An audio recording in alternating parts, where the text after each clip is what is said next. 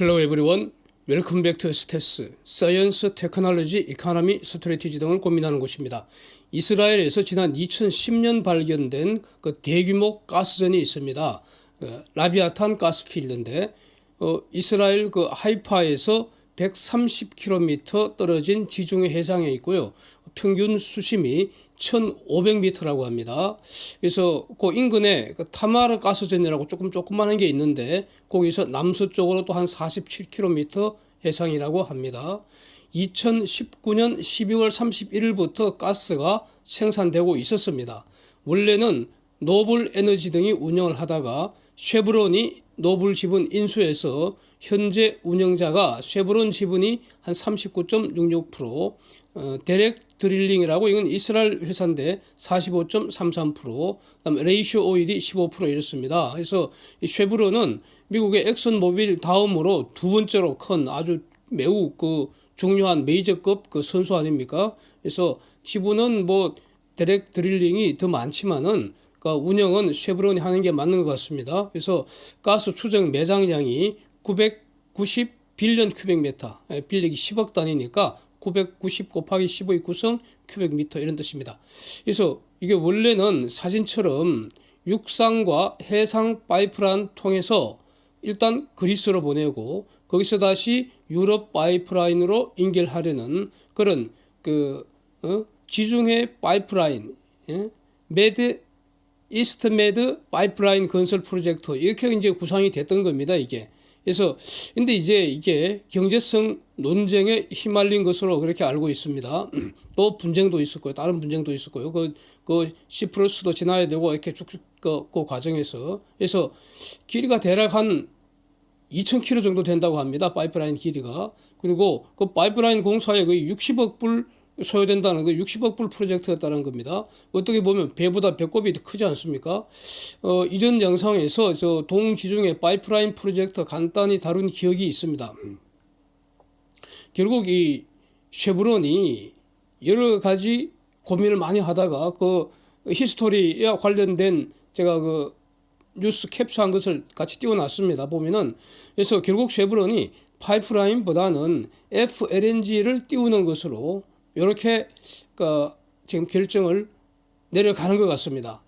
그래서 연산 500만 톤 규모로 FLNG를 띄우기 위한 사전 설계조차 FEED에 지금 개시한다는 겁니다. 이거 FEED를 위한 입찰 절차를 개시했다. 이렇게 업스트림이 보도를 하고 있습니다.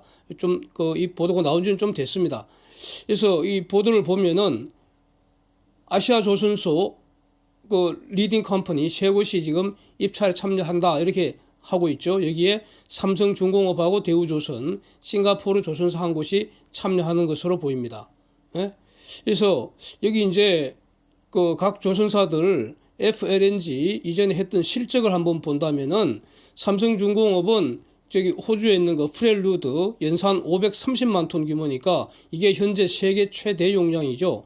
그 다음에 코랄술에 있는 모잠비크 앞바다에 있는 그거는 340만 톤이고요. 말레이시아의 두 번째 FLNG 두와 160만 톤짜리 이렇게 삼성중공업이 세척 건조한 경력이 있고 추가로 말레이시아의 세 번째 FLNG인 티가 요거는 200만 톤짜리 요거를 이거는 삼성중공업이 FEED를 다 했고요. 그래서 22년 12월 말경 바로 대략 며칠 전이죠. 한 2주 전이죠. 그때 이제 본 계약이 체결됐다는 거 아닙니까? 그래서 지금 진행 중이고요. 이거는 이제 15억 불짜리고 그렇습니다. 그래서 그러면 대우조선 FLNG 실적은 지금 한 척 있죠. 말레이시아의 첫 번째 FLNG 사투라고 하는데 120만 톤 건조한 경험이 있습니다. 그래서 삼성중공업은 이 외에도 캐나다의 세다 LNG 등 여러 건에서 지금 FED 수행 중이지 않습니까? 그런데 싱가포르 조선소는 아직 건조 이력이 없는 것 같습니다.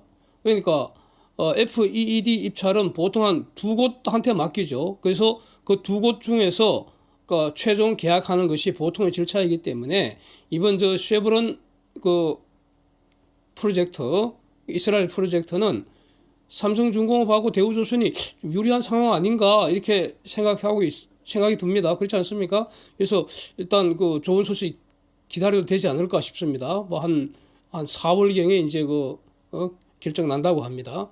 FLNG는 환경 파괴되는 그 정도가 가장 최소화될 수 있고요. 비교적 신속하게 또 저렴하게 해저에서 썩고 있는 그 가스를 달러로 바꿀 수 있는 아주 좋은 장비입니다. FLNG는. 그래서 이 금년에는 이렇게 해양 플랜트 분야에서 FLNG 중심으로 또 FPSO 중심으로 FLNG는 가스를 LNG로 바꾸는 거고 FPSO는 오일을 올려서 저장했다가 이제 하역시키는 그 장비 아닙니까? 이거 중심으로 수주가 지금 이 연초부터 기대가 좀 크지 않습니까? 그렇게 이어지면은 이 연간 수주 금액은 분명히 작년보다도 더 많아지지 않을까 저는 이렇게 보고 있습니다. 여전히. 예, 그래서 그 다음에는 또 그 해양 플랜트가 해상 풍력이건 그다음에 부유식 원자력 발전이건 이런 분야로 앞으로 일거리는 계속 이어지지 않을까 이렇게 기대할 수 있을 것 같습니다. 예. 그다음에 이제 그 FLNG 관련해서 이거는 지금 한국과 관련 없는 것이어서 말씀드리지 않는데 참고로 한번 말씀드리겠습니다. 이탈리아 에니사가 아프리카 콩고 공화국 거기 마린 블록에서 그 FLNG를 가동을 하려고 요걸 이제 윌슨 중공업에 발주를 했다는 겁니다. 처음 들어보는 회사인데 발주했다는 겁니다. 이게 그 보도 나온 지 좀 됐습니다. 그래서 내용을 보면은 조그만 합니다. 240만 톤 규모고 심해저가 아니고요. 수심 한 40m 정도 아주 야트막한 바다이니까 아마 저기다가 발주한 것 같습니다. 뭐 중공한테 발주했다는 것은 좀 싸다는 거 아니겠습니까? 근데 지금 아프리카는 뭐 탄자니아, 모잠비크 저쪽 동쪽이고요. 그다음에 서쪽 여러 지역에서 지금 오일 및 LNG 이 산업이 지금 매우 활발하게 지금 투자가 되고 있다. 그래서 앞으로 일거리 많이 생기지 않을까 하여튼 이렇게 기대할 수 있을 것 같습니다.